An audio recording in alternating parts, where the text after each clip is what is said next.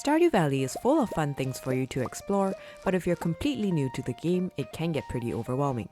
Here's a quick guide to what you can expect from your first season in Stardew Valley, but do click away if you prefer to explore the game on your own, since this video does contain spoilers. Before we begin, some basics on the game itself. At its core, there are 5 main activities that you'll focus majority of your time on: farming, fishing, foraging, mining, and combat. Depending on how you want to play, there are a couple of goals you can set out to achieve.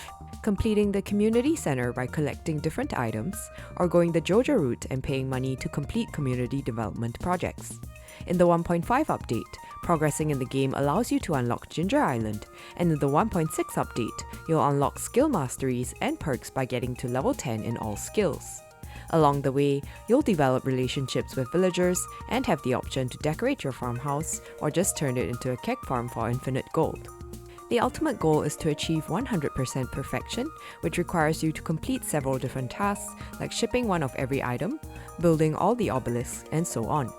But before we get ahead of ourselves, I won't be focusing on all that late game content in this video, and will instead be covering some basics that could make your first few playthroughs easier and more enjoyable. On your first day, you'll start off with 500 gold, and depending on which farm type you choose, you might start with some hay in your inventory for the Meadowlands farm or parsnip seeds for other farm types. I like to start with the Meadowlands farm since this gives you a free coop with 2 chickens, which provides some great early game money and farming XP. If you do start on this farm, be sure to pet your chickens every day and they'll start producing eggs on day 4. I like to spend all of my starting gold on more seeds from Pierre's General Store, which is open from 9 AM to 5 PM. If you're choosing the community center route, be sure to purchase one of each type of these spring seeds, since they are needed to complete one of the bundles. After planting the seeds, I like to also clear some of the debris using my scythe, since that doesn't use up any energy. I also clear a bit of the debris near the 2 walkways to my farmhouse, so that I don't get stuck when returning to my farm. Note that you shouldn't be clearing all the grass on your farm until you build your first silo at Robin's. This is because scythe grass can be turned into hay if you have a silo built, which is needed as food for your animals. Leaving grass on your farm will also allow it to spread over time, creating an infinite supply of food for your animals.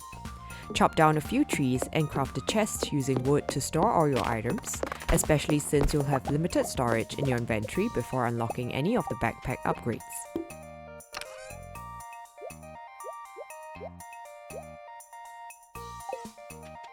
Other things you can do on your first day include starting on the Introductions quest by meeting and speaking to other villagers, but don't worry if you don't manage to meet all of them on day 1, since there's no time limit to completing this quest. On day 2, Willy will send you a letter in the mail, so head down to the beach to meet him and collect your bamboo pole to start fishing and earning your first gold in the game.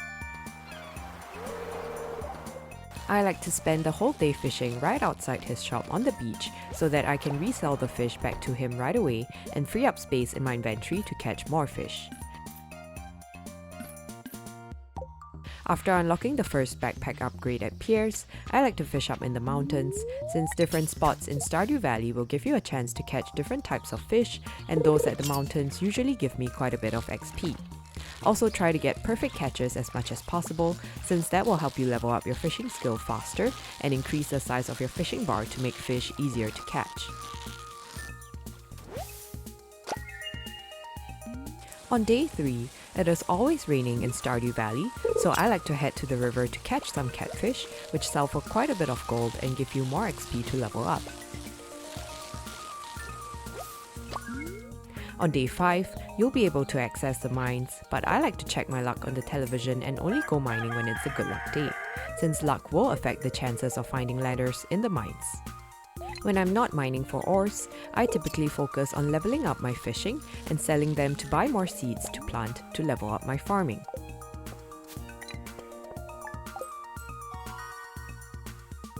On day 7, be sure to check the tally for a Queen of the Sauce recipe, which plays every Sunday. These recipes become useful later in the game when you've upgraded your house to have a kitchen, and cooked food can be used to replenish your health and energy in the mines or provide you with useful buffs.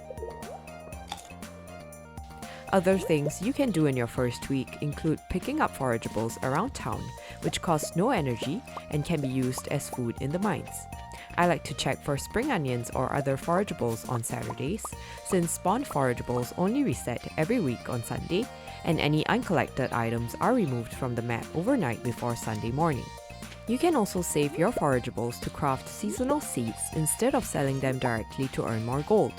For instance, 10 spring seeds can be crafted using 1 daffodil, dandelion, leek, and wild horseradish each. The 10 spring seeds will sell for 350 gold, while a set of regular quality ingredients of the 4 forageables only sell for 180 gold. This makes it almost twice as profitable to craft and sell spring seeds instead of the individual forageables. Alternatively, you can also plant the seeds to gain foraging XP when you harvest them and craft even more seeds. Another thing you can do in week 1 is to search the trash cans around town, which sometimes give you useful items like fish, bread, or gemstones and cost no energy. In the second week, I try to collect enough copper ores to craft copper bars so that I can upgrade my pickaxe at Clint's. This makes it easier to go down quickly in the mines, especially since rocks become harder to break the lower you go. I also prioritize unlocking the first backpack upgrade, since having extra space means I can pick up more items in the mines. Be sure to also save one of each item you find in the mines, in case you need it to complete the community center bundles or to donate to Gunther's museum collection. I also focus on leveling up my fishing quickly by spending full days fishing up in the mountains to earn more gold and catch better quality fish. This gives me more money to buy seeds, and I make sure to save up some gold for the Egg Fest on Spring 13 so that I can purchase strawberry seeds during the festival. Strawberries are one of the most profitable crops in spring, but seeds are only sold at the festival shop. I also try to unlock the beach tide poles as soon as possible, since beach forageables like sea urchins sell for quite a bit of gold. Other things to check out in the second week include the traveling cart, which appears every Friday and Sunday before 8 PM in the Cindersap Forest and sells various items that could help you complete the community center bundles. While you might not have enough gold in the first week, you might just have enough in week 2 to buy certain items that are harder to obtain, such as red cabbage, truffles, or fruit. If you've started to save items for Community Center bundle completion, you can simply hover your cursor over the item. If the button on the right starts to move, that means the item is still required to complete one of the bundles.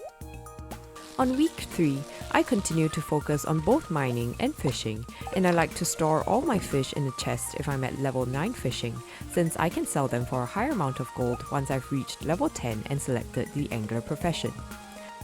Once you obtain 25,000 gold in total earnings, Demetrius will offer you a choice between the Mushroom Cave or the Bat Cave. If you're looking to complete the community center, the Bat Cave is extremely useful since it gives you fruits that will otherwise be hard to obtain in the first year, since tree saplings cost a few thousand and take a whole season to mature and start producing fruits. Spring 15 to 18 brings salmon berry season, so be sure to pick up some salmon berries in the Cindersap Forest or around the mountains to use as food in the mines. On Spring 17, head to the waterfall near the abandoned house at Cindersap Forest. A pot of gold appears at the end of a rainbow there, and when you click on it, you'll receive a leprechaun hat and some gold.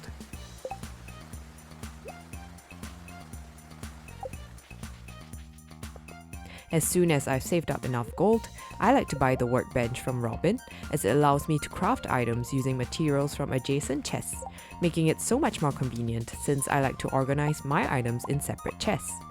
Other things I try to complete by week 3 include the Boiler Room bundle in the community center, which unlocks mine carts that allows you to travel quickly between the bus stop, mines, town, and quarry. This frees up a bunch of time for you to focus on other activities, and the materials to complete this bundle can all be found in the mines. By week 4, start crafting tappers using wood and copper bars. You'll want to tap your oak trees early on to stock up on oak resin, which is needed to craft kegs later on. Placing fruits inside kegs will turn them into wine, and it's one of the best ways to earn lots of gold quickly. I also aim to complete the Vault bundle as soon as possible, since this will unlock the bus to Calico Desert and the Skull Cavern, which is great for mining ores and loot, as well as iridium ores and even prismatic shards.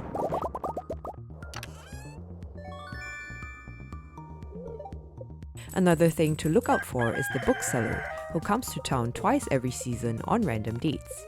He will sell a random selection of books that grant you unique skills and powers, and although most of his stock is pretty expensive, I like to get the price catalog, which shows you the value of all items in your inventory, and it only costs 3,000 gold. Besides focusing on the pickaxe upgrades, I also like to upgrade my axe in spring to at least steel quality so that I can break the large log and gain access to the secret woods. The secret woods contain tree stumps that you can chop down for hardwood and regrow every day, and you can even obtain mahogany tree seeds from killing slimes in the secret woods to grow mahogany trees on your own farm. Hardwood is needed to unlock a bunch of late game content such as Ginger Island or to build your horse stable, so be sure to start stocking up on it early. With the steel axe, you can also access a few more hidden items around town. One of these is the Alleyway Buffet Power Book, which increases your chance to find items in the trash by 20%.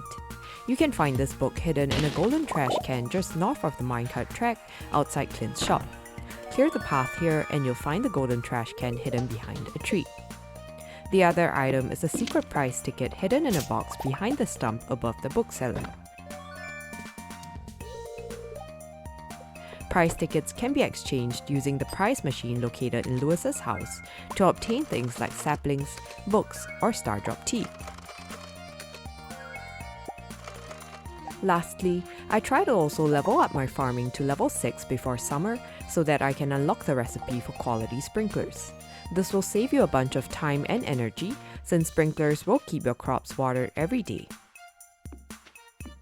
And those are some quick tips if you're just starting out in Stardew Valley. Most importantly, these are just some ideas to get you started, but do take the time to explore and play at your own pace. If you found this video helpful, be sure to like and subscribe, and I'll see you in the next video.